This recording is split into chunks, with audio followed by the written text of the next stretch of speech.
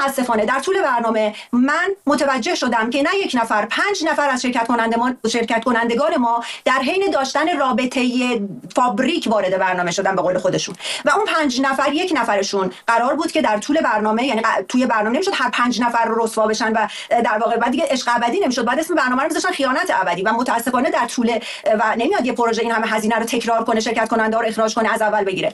بین 5 نفر یک نفر قرار بود که در واقع محاکمه بشه و اعدام بشه این وسط. من اگر که نتونستم مثل بقیه موضع بگیرم نسبت اون یک نفر، برای اینکه من شخصا این شکلی عدالتم یا همه یا هیچ کس، اینه که من یه لحظاتی از شنیدن این حجم از دروغ در مرز انفجار بودم از عصبانیت. سالها خب بازیگر بودی، با دنیای سریال و داستان سرکار داشتی، چی شد که تصمیم گرفتی وارد این فضای این ریالیتی شو بشی؟ این اصلا این ایده عشق ابدی از کجا اومده؟ به نظر میرسه که یه گروه اینترنشنالی دارن این کار انجام میدن، یا اینکه نه ایرانی هستید همتون؟ من 4 سال هستش که از ایران خارج شدم و در این 4 سال فعالیتی تقریبا نداشتم در بیرون از ایران، شغلی نداشتم و تقریبا میتونم بگم زندگیم رو با تبلیغات گذروندم که تا سال 1401 در واقع یک سال اول مهاجرت خب همه چی اوکی بود، تبلیغات خودم رو داشتم، ولی از 1401 به بعد به خاطر اینکه موضع‌گیری هم خیلی تندتر شد و خیلی در واقع شدیدتر شد، تبلیغات دیگه به طور کامل اصلا، یعنی تبلیغاتی از ایران بهم میدادن یا حتی تبلیغاتی در ترکیه به من میدادن، به خاطر اون فعالیت ها کلا کنسل شد. یعنی آدم ها میترسیدن که تبلیغشون رو به من بدن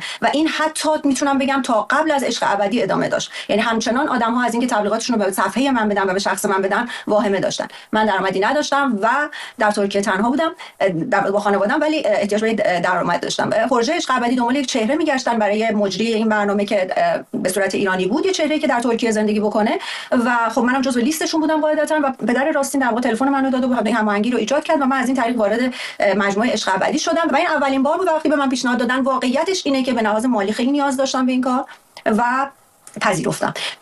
در واقع کمپانی سازنده عشق ابدی کمپانی مدیا پیم هست، یه کمپانی ترکه که سالهاست، اولا که کار اصلیشون فیلم و سریاله و خیلی مشخصه جاشون، مکانشون، سایتشون، همه چیشون، و در کنارش یه جورایی دستگرمیشون و یه جورایی میگن بغل کاراشون از یوتیوب هم درآمدزایی دارن و برنامه تولید میکنن. کاملا همه اکیپ کارگردان، تهیه کننده همه ترکن و فیلمبردارا همه و هر کدوم، یعنی مثلا من به عنوان مجری یک مترجم دارم که توی گوش من در واقع به من میگن که مثلا اینجوری شده. از حساسیت‌های فرهنگی ما رو کسی نیست که بهشون بگه که آقا مثلا این چیه داستان، اینا رو در جریان نیستند.